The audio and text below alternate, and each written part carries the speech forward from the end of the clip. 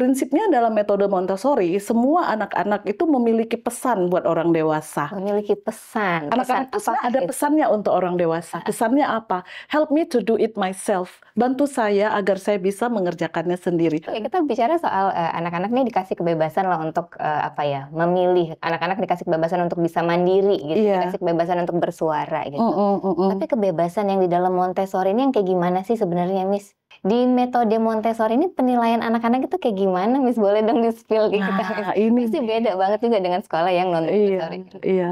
Nah, kebanyakan memang orang tua yang menyekolahkan anak itu selalu pengen taunya itu tesnya gimana, penilaiannya seperti apa. Padahal sebenarnya kalau kita mau tarik-tarik lagi tujuannya menyekolahkan anak sebenarnya untuk apa sih gitu. Dia sukanya motor. Oke, besok saya bawa mainan motor-motoran. Brum brum, ini ada motornya. Satu motor datang, aku mau temen yang lain. Brum brum, datang satu lagi. Udah berapa motornya di sini? Kayak gitu. Terus yang lainnya datang. Tapi dengan asesmen yang sedetail itu ya, Miss ya. Maksudnya dengan metode Montessori ini tuh jadi kesannya kayak sekolah Montessori ini tuh jadi biayanya nggak murah gitu. Dan kayaknya bisa dijangkau hanyalah orang yang kaya-kaya itu. Oh, ayo coba guru-gurunya lebih perhatikan anak-anaknya. Ayo coba lebih dibangun bondingnya kepada anak-anak. Cara mengajarnya, lega kemandirian tadi. Kasih mereka bebas berkreatif deh. Nggak usah semua-semua harus lihat punya guru. Karena bisa jadi hasilnya lebih bagus. Yes. Ya kalau kita dulu gambar pemandangan apa? Dua gunung, tengah-tengahnya matahari. Ada jalan rayanya. Ngebahas ringan, profil tokoh inspiratif. Ngerepotin. Assalamualaikum, halo semuanya, ketemu lagi di Ngereportin, podcast inspiratif anak Medan. Hari ini kita mau ngebahas tentang sebuah metode pendidikan yang udah ada sejak abad 20 ya. Dan ini ditemukan oleh seorang dokter di Italia. Apakah ini jenis metode pendidikannya? Nanti bakal kita bahas ya. Tapi sebelum kita bahas, pengen kalian subscribe dulu channel ini dan kalian tekan tombol loncengnya supaya nggak ketinggalan dengan video-video terbaru dari podcast Ngereportin maupun Ngereportin kemana-mana. Buat semuanya yang udah subscribe, aku ucapin terima kasih. Semoga akhir tahun kalian menyenangkan ya semuanya. Nah, balik lagi di studio kita ya. Hari ini kita mendatangkan seorang praktisi nih buat ngebahas tentang metode pendidikan Montessori. Jadi beliau ini sudah mendedikasikan hidupnya untuk dunia pendidikan selama 20 tahunan lebih ya. Nah, langsung aja ya kita sapa, ada di studio kita Head of Medan Montessori School, ada Miss Anissa. Halo. Halo Alia. Selamat datang di Ngereportin, Miss. Thank you, senang berada di sini. Miss, apa kabar? Alhamdulillah baik. Alia bagaimana? Aku akhirnya baik, Miss. Akhirnya baik. Oh, very important. Kemarin itu kita udah setelah huru hara pada tumbang ya. Pada tumbang ya. Kan ini kita sudah sehat kembali, fit kembali. Oke, great. Happy banget kita mau ngobrol soal Montessori hari ini ya. Saya juga excited. Ini kan sesuatu yang masih baru banget ya kita dengar ya, Miss. Nggak terlalu banyak sekolah yang menggunakan metode Montessori ini. Sebelum panjang lebar kita ngobrol, pengen nanya ke Miss dulu, boleh dong jelasin ke kita. Apa sih sebenarnya metode pendidikan Montessori itu? Aku benar nggak sih tadi bilangnya di Italia ya ditemukan di Italia? Benar.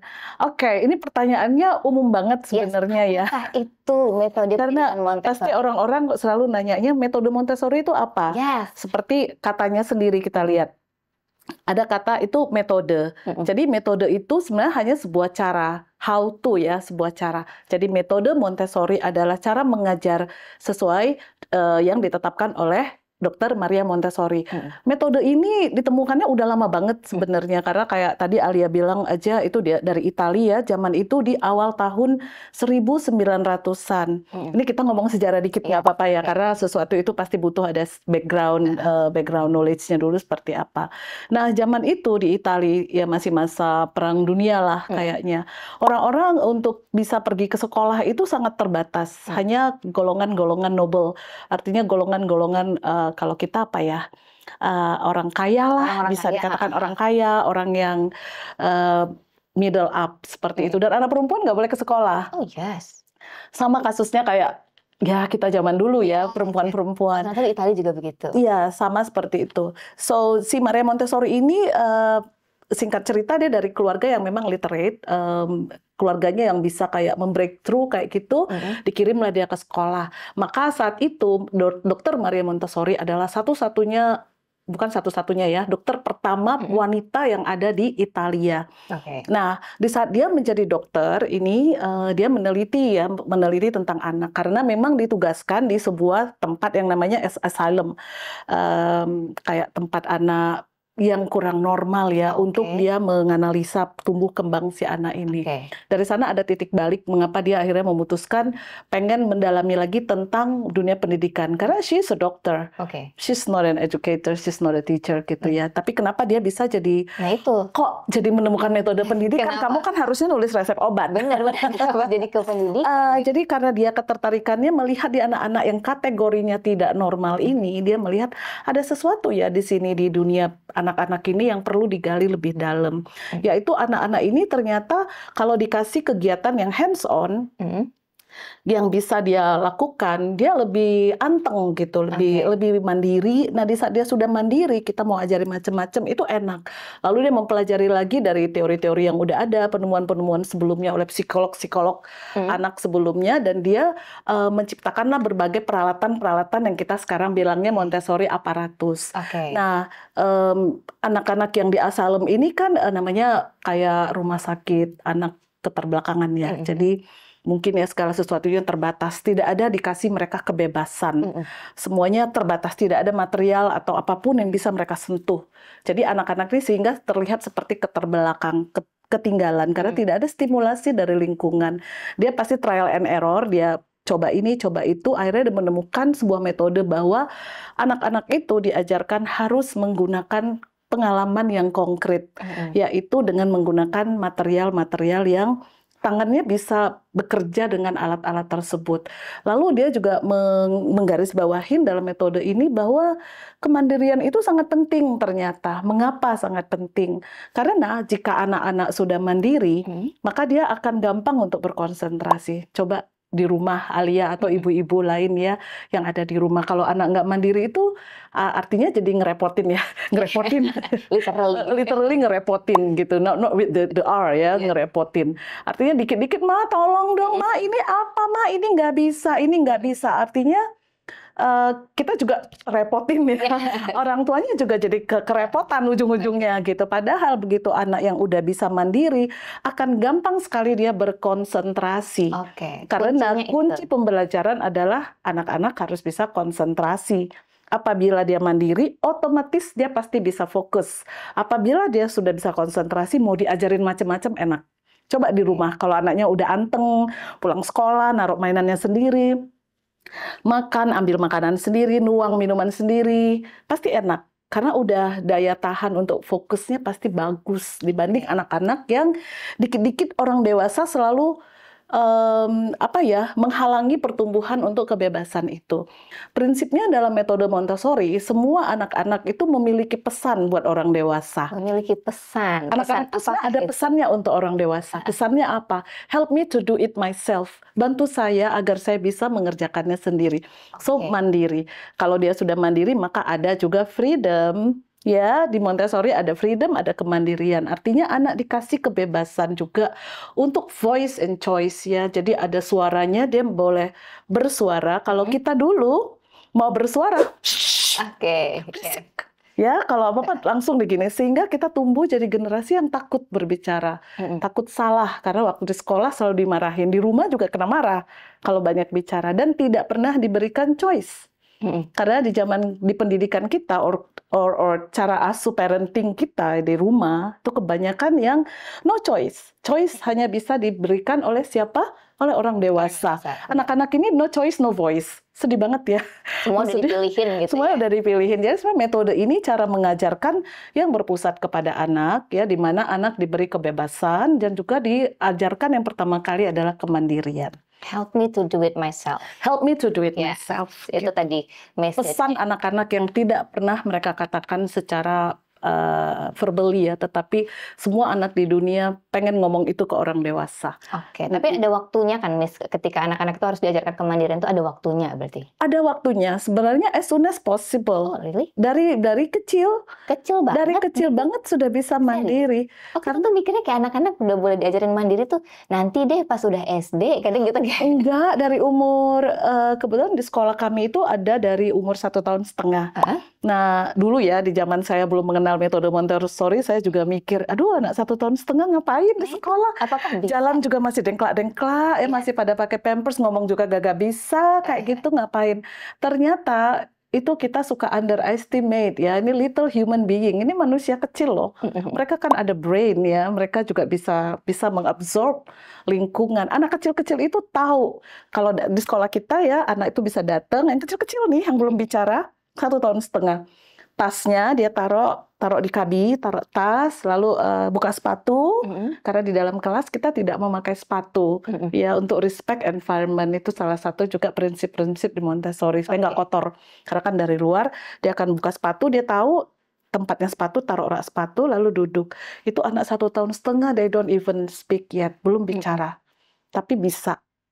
Bagaimana caranya? Bagaimana caranya? Nah itu dia tadi ya kan. Caranya ya diajarkan dan dikasih kesempatan buat mereka untuk melakukan kesalahan. Boleh dibantu tetapi tidak dibantu sepenuhnya. Kadang kita kan orang tua, sini mama aja yang bantuin biar cepet. Nah itu lama soalnya. Sarapan. Sini sarapan ini dikasih. Kalau nggak habis emaknya yang ngabisin gitu. Emaknya yang ngabisin. Yang penting gitu ya kan.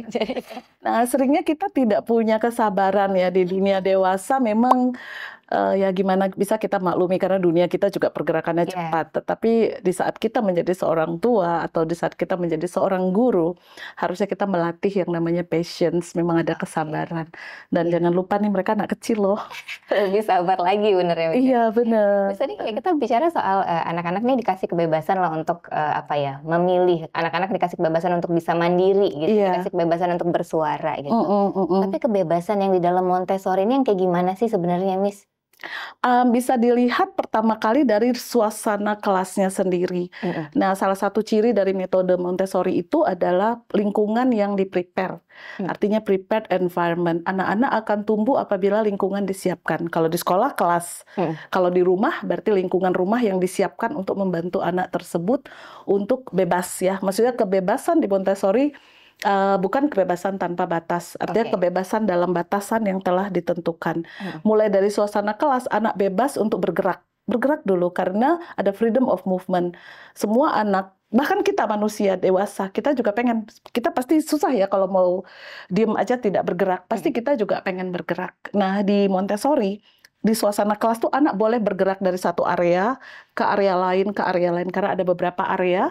Ya, areanya itu ada practical life untuk mengajarkan keterampilan hidup, ada sensorial, bekerja dengan barang-barang yang semua menggunakan senses atau panca indera, ada bahasa untuk mengajarkan mereka mengenal bunyi-bunyi suara dari kata-kata atau huruf, ada matematika, ada ada cultural ini isinya ada geografi, history, science, di mana science dibagi dua lagi. Ada botany, ilmu yang mempelajari tentang tanam-tanaman, lalu ada zoologi yang khusus ilmu yang mempelajari tentang binatang. Spesifik banget ya. Ya, lalu ada area lagi art. Jadi kebebasan anak bergerak untuk dari satu area ini ke area mana, ke area mana, ke area mana. Itu dikasih kebebasan bergerak. Artinya kebebasan tadi saya bilang freedom within limit. Kebebasan di dalam batas. It's okay kamu bebas, tetapi sebatas itu masih di dalam pembelajaran. It's okay kamu untuk bebas berbicara kepada teman, bersosialisasi, as long as kegiatan itu masih related sama pembelajaran. Kebebasan di dalam batas. Itu di Montessori. Nah itu kan kalau di sekolah masih bisa dibatasin gitu ya, Miss ya. Ketika dia nanti keluar gitu kan, Miss, bertemu dengan teman-temannya gitu, itu kan takutnya bebasnya itu kebablasan gitu, Miss. Itu gimana tuh, Miss? Nah, makanya tadi saya bilang ada kebebasan dalam batas. Kita pasti mengajarkan anak ada namanya rules ya, ada aturan, ada urutan, ada aturan, ada urutan. Karena orang Indonesia ini kelemahannya tuh banyak yang nggak bisa ikutin aturan sama nggak bisa ikutin urutan. Baik. Ya semua itu ada order, makanya kadang di kita tuh, tapi alhamdulillah makin kesini saya lihat kita makin oke sih, makin budaya ngantrinya lebih bagus, karena itu semua in order, patuh kepada peraturan, ada lalu lintas dipatuhin. Nah di kelas juga kita ada peraturan, di rumah juga boleh.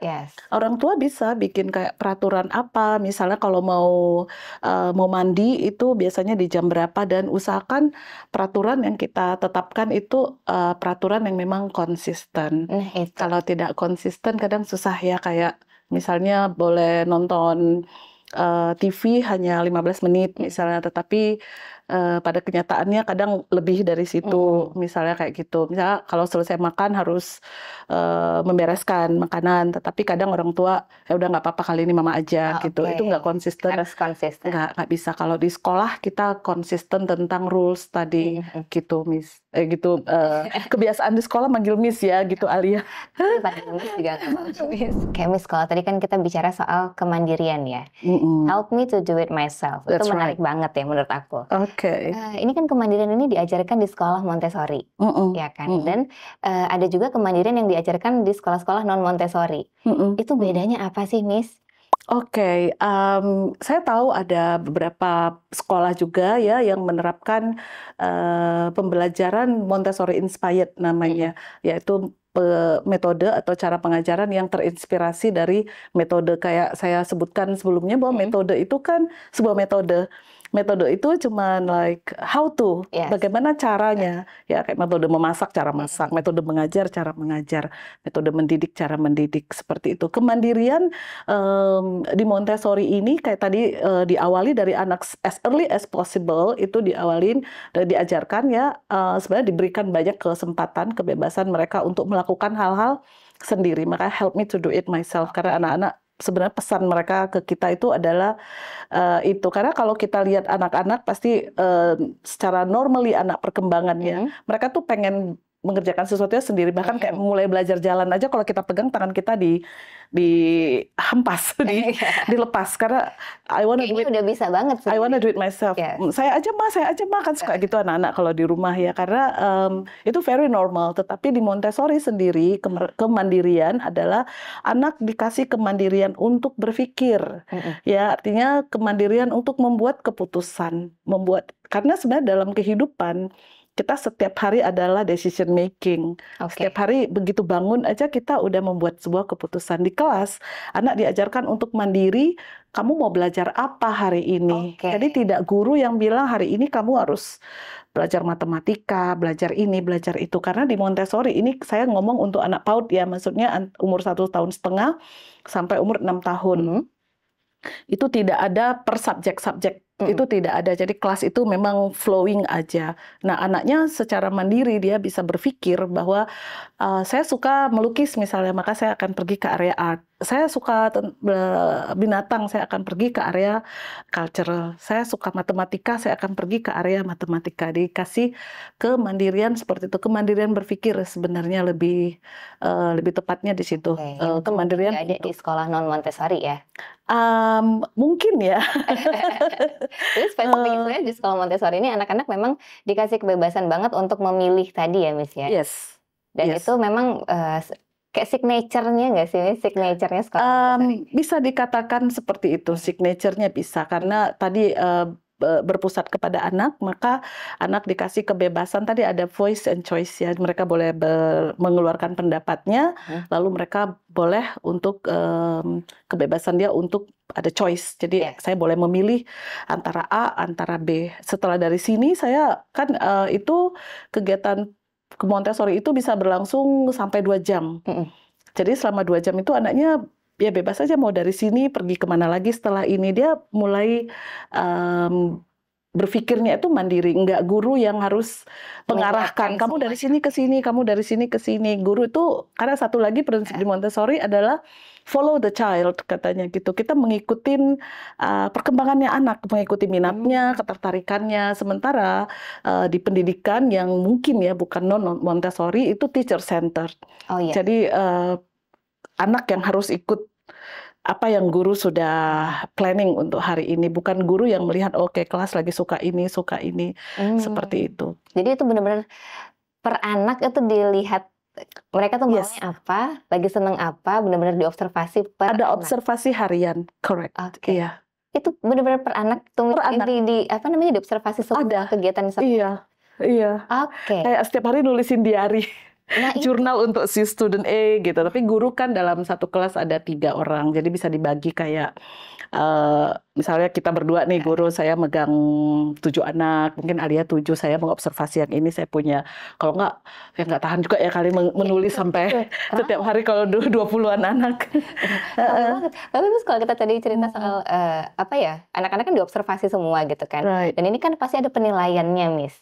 Iya, Penilaian anak-anak gitu. Dan di metode Montessori ini penilaian anak-anak itu kayak gimana, Miss? Boleh dong di-spill ke kita? Nah, ini pasti beda banget juga dengan sekolah yang non Montessori. Iya. Nah, kebanyakan memang orang tua yang menyekolahkan anak itu selalu pengen taunya itu tesnya gimana, penilaiannya seperti apa. Padahal sebenarnya kalau kita mau tarik-tarik lagi, tujuannya menyekolahkan anak sebenarnya untuk apa sih gitu. Tujuannya apakah untuk hanya bisa anak tersebut dapat ranking atau nilai bagus, atau memang mendapat banyak keterampilan dan pengetahuan. Kalau yang sekarang kan kebanyakan sih yang pengen anak-anak bisa calistung langsung ya. Langsung ya, mau instan ya. Sebenarnya kalau SD itu harus itu kan kayak salah satu yang harus dicapai anak-anak. Quote unquote ya, itu requirements ya. Oke, sebenarnya kalau di Montessori ya penilaian itu artinya jatuhnya assessment. Ya, assessment. Kalau di sekolah non Montessori mungkin ya ujian ya, zaman kita sekolah dulu, ujian adalah satu-satunya alat ukur untuk mengetahui apakah anak ini bisa atau tidak mengikuti pembelajaran. Satu-satunya alat ukurnya adalah ujian. Kalau di metode Montessori, ujian adalah salah satunya, bukan satu-satunya. Salah satunya dari banyak alat ukur. Ya, jadi alat ukur seperti tadi observasi, Alia udah sebutkan. Dari kita mau observasi, kita tahu oh si anak ini hari ini udah mulai bisa membaca kata-kata pendek, at, a cat, dog.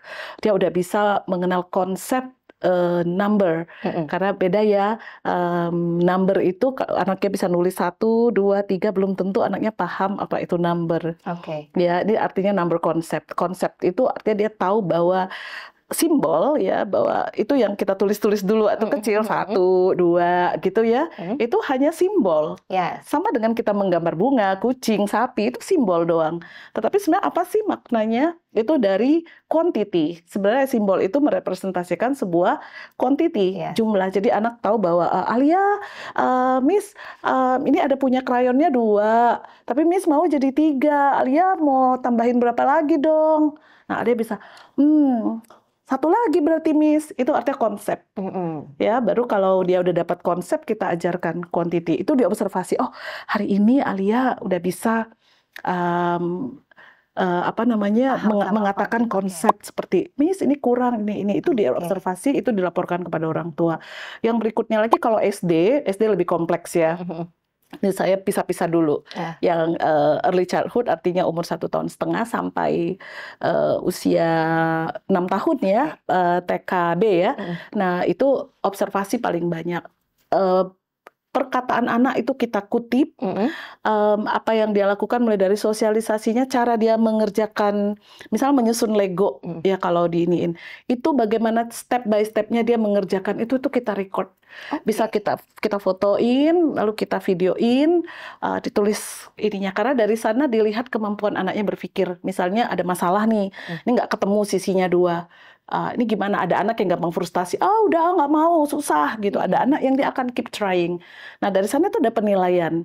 Nah, kayak gitu. Nah, penilaian di Montessori itu bukan penilaian yang mengatakan bahwa si anak mampu atau tidak mampu. Jadi bukan untuk melabel anak mampu atau tidak mampu. Tapi bukan untuk ngasih tahu apa kemampuan dia hari ini, apa perkembangannya hari ini. Iya, hanya untuk memfollow through perkembangan anak, lalu juga feedback buat kita. Sebenarnya feedback buat sekolah, guru, juga feedback buat orang tua. Kayak di rumah mau di follow up apa lagi ya, di sekolah, oh anaknya berarti saya harus mengajarkannya dengan cara yang seperti apa ya, kayak gitu. Misalnya dia lagi suka transportasi, nih anak nih sukanya motor misalnya gitu. Nah, dari observasi itu kita tahu bahwa oh iya, kalau saya mengenalkan konsep bilangan dengan buah, dia nggak tertarik karena sukanya motor. Nah, bagi guru Oh ya, waktu itu saya ada main sama dia di saat suruh menghitung ini nggak tertarik. Dia sukanya motor. Oke, besok saya bawa mainan motor-motoran. Brum brum, ini ada motornya. Satu motor datang, aku mau teman yang lain. Brum brum, datang satu lagi. Udah berapa motornya di sini? Kayak gitu. Terus yang lainnya datang. Ya main seperti itu jadinya berapa motor. Mungkin seperti itu. Kayak anaknya sukanya binatang, setiap hari ngobrolnya binatang kayak gitu ya. Mungkin untuk dia kita akan mempersiapkan banyak kegiatan tentang binatang. Jadi tahu Gitu. harus nyiapin apa lagi. Sebenarnya feedback sih, gitu ya. bukan untuk melabel anak mampu atau tidak mampu sebenarnya, tetapi feedback kepada apalagi yang harus kita tingkatkan dari si anak tersebut. Yes. Itu untuk yang anak tadi yang Early childhood ya, dia PAUD. Kalau untuk SD juga sama, karena di SD juga kita tidak ada pakai angka untuk penilaian. Jadi ada self assessment, artinya anak dikasih kesempatan mengakses dirinya sendiri. Ada peer assessment, dia yang ini. Misal kita lagi matematika mempelajarin geometri misalnya gitu. Geometri ini misalnya tentang segitiga.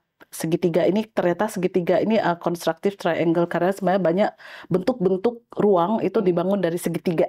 Begitu segitiganya digabung, dua segitiga jadinya square, digabung lagi jadi apa, digabung lagi jadi trapezoid dan segala macam itu dari segitiga yang digabung-gabung. Nah, dari situ misalnya anak ini mengobservasi saya, teman saya, misalnya saya murid ya, diobservasi dia kayak mana. Saya juga mengakses. Jadi itu juga boleh saling menilai teman. Lalu ada self assess, saya mengakses diri saya sendiri kayak saya merasa ini terlalu susah, saya nggak paham, seperti itu. Jadi, again, ujung-ujungnya sebenarnya bukan untuk mengkategorikan bahwa dia bisa atau tidak bisa, tetapi bagaimana pembelajaran kita selanjutnya. Apa ini yang selanjutnya mau kita bikin?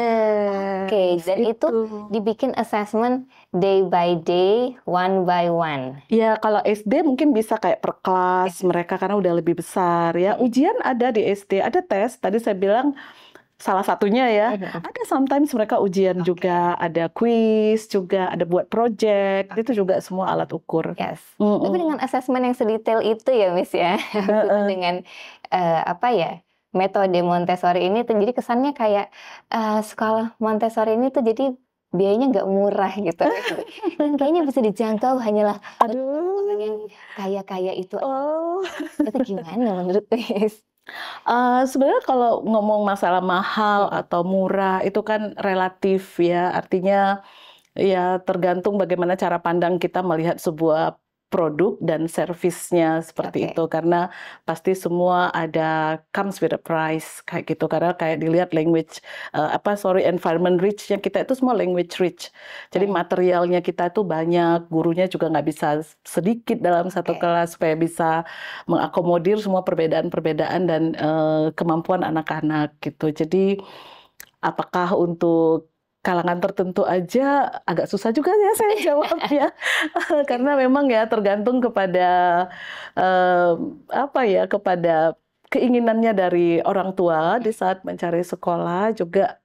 Ya pastinya disesuaikan dengan kemampuan gitu. Banyak pilihan salah satunya Montessori gitu ya. Banyak pilihan salah satunya Montessori. Dengan segala macam keunggulannya tadi. Iya. Nah ini warga Kereportan, Ale pengen ingetin kalian juga ya, kalau misalnya kalian mau banyak informasi yang kalian dapatkan, kalian bisa banget untuk follow sosial medianya Ngereportin. Ini karena kita cewek-cewek hari ini nanti sosial media kita akan muncul dengan berbunga-bunga. Oh wow.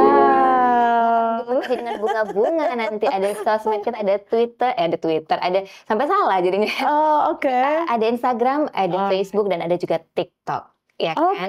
Nanti boleh di follow semuanya. Kalau untuk sekolah Medan Montessori School ada Instagramnya Miss? Ada Instagramnya Medan Montessori School, namanya satu kata semua. Satu kata semua. Yes. Ada channel yang lain? Saat ini kita masih dari situ aja sih. Masih di Instagram aja. Nanti follow juga sosial medianya Medan Montessori School. Miss, tadi kalau misalnya kita cerita soal konsep pendidikan Montessori ini kan, menurut Miss, kira-kira ini bisa nggak sih kita terapkan secara massal gitu? Oh, wow, very good question. Kayak tadi Alia ada menyebutkan bahwa sepertinya Montessori ini mahal gitu.